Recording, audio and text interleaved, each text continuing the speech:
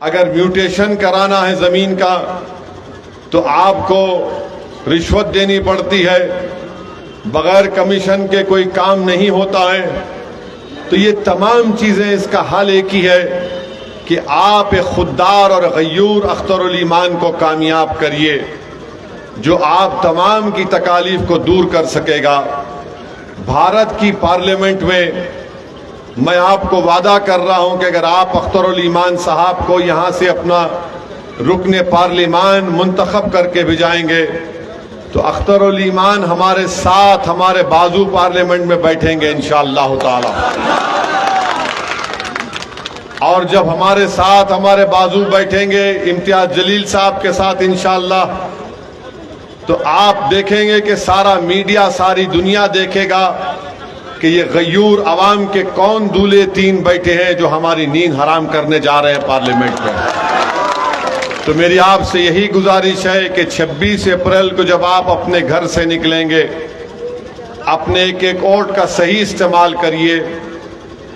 और आप यकीन जानिए, पिछले 10 साल में 2014 से 2024 तक पार्लियामेंट का एक रिकॉर्ड उठाकर देख लीजिए, कभी भी हमने बीजेपी का साथ नहीं दिया।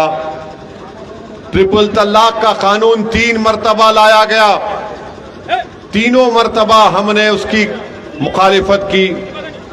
एक मरतबा तो मरहूम मौलाना असराउल हक कासमी साहब रहमतुल्लाह अलैह, उनको कांग्रेस पार्टी ने इतने बड़े अहम मसले पर बोलने नहीं दिया, मगर 3 मरतबा मजलिस इत्तेहादुल मुस्लिमीन की तरफ से मैंने उस ट्रिपल तलाक के कानून की धज्जियां उड़ाकर कहा कि मुस्लिम खवातीन, महिलाओं के खिलाफ यह कानून बनाया जा रहा है। CAA का कानून लाया गया तो आपने और दुनिया ने देखा कि अल्लाह ने हमको तौफीक दी, मैं और इम्तियाज जलील साहब ने उस CAA कानून को हमने फाड़ के रख दिया। आप UAPA का कानून आया जिसमें नौजवानों को जेल में डालकर सड़ाया जा रहा है, मजलिस इत्तेहादुल मुस्लिमीन ने उसकी मुखालिफत की। अब इस साल जनवरी में पार्लियामेंट का आखिरी सेशन, बीजेपी ने एक बहस करवा दी 22 जनवरी के बारे में। बीजेपी ने बहस करवा दी कि 22 जनवरी बड़ा तारीखी दिन था। जावेद साहब भी पार्लियामेंट में थे, मैं भी था, इम्तियाज जलील भी थे, मगर जावेद साहब को बोलने की तौफीक नहीं हुई। मैंने खड़े होकर आप तमाम की तरफ से कहा, बाबरी मस्जिद जिंदाबाद, बाबरी मस्जिद जिंदाबाद। आज भी कह रहा हूं, क्या जावेद साहब बोल पाएंगे बाबरी मस्जिद जिंदाबाद? क्या ये मास्टर साहब बोल सकेंगे? मेरे अजीज दोस्तों और बुजुर्गों, अपने वोट को जाय होने मत दीजिए। अख्तरुल ईमान तीसरी मर्तबा पार्लियामेंट का इलेक्शन लड़ने जा रहे हैं।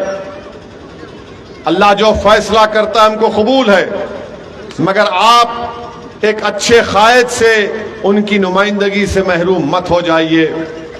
याद रखिए, बीजेपी से मुकाबला करने के लिए आपको अख्तरुल ईमान की जरूरत पड़ेगी। और जो लोग आकर हमको कहते हैं, सेकुलरिज्म की बात करते हैं, हम उनसे पूछना चाहते हैं कि यादव 17% है, 14% है, मुसलमान 17% है। 22 उम्मीदवारों की फहरिस्त जारी करते हैं तेजस्वी यादव, और जो 17% है उनको 2 टिकट और जो 14% है उनको 8 टिकट दिए जाते हैं। ये कौन सा इंसाफ है बताइए आप? ये कौन सा इंसाफ है? मेरे अजीज दोस्तों और बुजुर्गों, आपको अपनी क़यादत की जरूरत है। आपको अपने वोटों से अख्तरुल ईमान को कामयाब करिए। हम आपसे वादा कर रहे हैं कि सीमांचल और किशनगंज एक तरक्की की राह पर आगे बढ़ेगा, बल्कि इंशाअल्लाह ताला अख्तर भाई और हम मिलकर किशनगंज की पार्लियामेंट की जितनी विधानसभाएं, वहां पर हम एक ऑफिस खोलेंगे। अख्तर भाई अगर दिल्ली में सीमांचल की लड़ाई लड़ेंगे तो आप उस दफ्तर में जाकर अपनी शिकायत या अपनी तकालीफ को दर्ज करा सकेंगे। ये हम आपसे वादा कर रहे हैं। अब रहा सवाल मोदी के उम्मीदवार का, जिसका नाम मास्टर मुजाहिद है। हम मास्टर मुजाहिद से पूछना चाह रहे कि मास्टर मुजाहिद साहब, पूर्णिया में आपके मास्टर मोदी आए थे, इनके मास्टर मोदी आए थे और मोदी ने मास्टर मुजाहिद का नाम भी नहीं लिया। क्यों मास्टर मुजाहिद आपका नाम लेने से वो क्यों कतराता है? आपका नाम तो ले लेता, आपका नाम भी नहीं लिया। और फिर आप जो है ये कह रहे हैं कि CAA का कानून शहरियत छीनता नहीं। मास्टर मुजाहिद साहब, जो बात आपके समझ में नहीं आती ना, उसमें नहीं जाना चाहिए आपको। अब फिक़्ह का मसला है तो हाँ नहीं, कोई बात नहीं, नहीं गिरेंगे, नहीं गिरेंगे तो इनके हाथों में गिरेंगे। हाँ नहीं, कोई बात नहीं, हमको आदत है इसी तरह जिंदगी गुजारने की।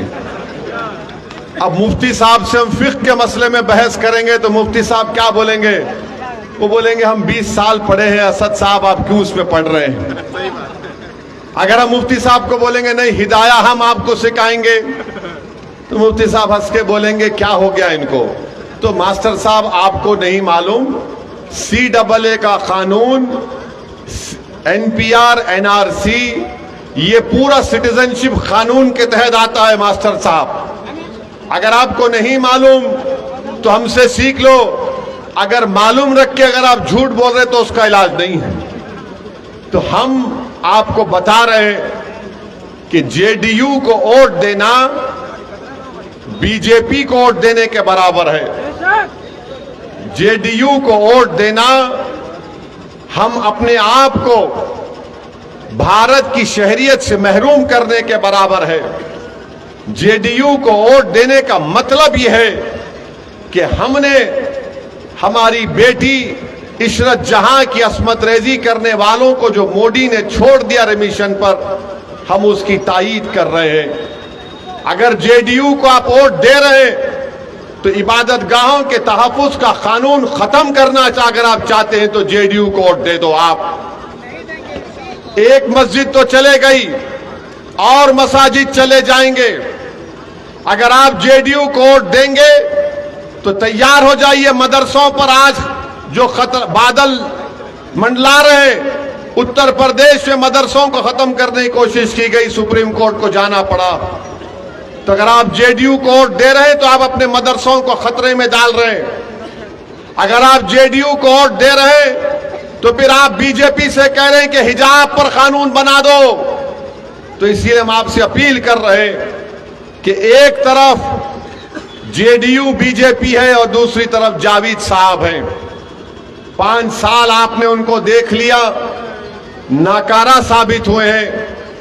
इनके पास कोई प्रोग्राम नहीं है, सिवाय एक ही बात कहेंगे कि ओवैसी और अख्तरुल ईमान जज्बाती तकारीर करते हैं। हम आपसे अपील कर रहे हैं खुदा के लिए, 26 तारीख के दिन गलती मत करिए, अख्तरुल ईमान को अपना MP मुंतखब करिए। हम आपसे कह रहे हैं कि इंशाअल्लाह ताला आप देखेंगे किशनगंज में तरक्की होगी और मंजलिस में ताकत है BJP से मुकाबला करने की। हम जिस प्रदेश तेलंगाना से आते हैं, हमने तेलंगाना में BJP को सरकार बनाने से हमने रोका, मंजलिस ने रोका, और आज आप देख रहे हैं कि BJP परेशान है। तो इसलिए हम आपसे अपील करने आए हैं कि अपने एक वोट का सही इस्तेमाल करिए। पतंग के निशान पर बटन दबाकर आप सीमांचल और किशनगंज को कामयाब करिए। बहुत बहुत शुक्रिया। अस्सलाम वालेकुम।